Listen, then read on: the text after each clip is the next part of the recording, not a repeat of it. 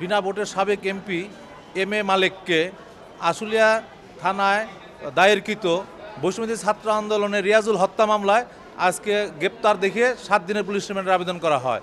বিজ্ঞ আদালত উভয় পক্ষের শুনানি অন্তে এই আসামির 4 দিনের পুলিশ রিমান্ড মঞ্জুর করে। এই আসামির বিরুদ্ধে ধামরাইয়ের 7 হত্যা মামলার এই আসামি ধামরাইয়ের 7 হত্যা মামলার এজাহার নামেও আসামি এবং তার নামে আরও একাধিক মামলা আছে। এছাড়াও এই আসামি ধামরাই থানার বর্তমান আওয়ামী লীগের সভাপতি।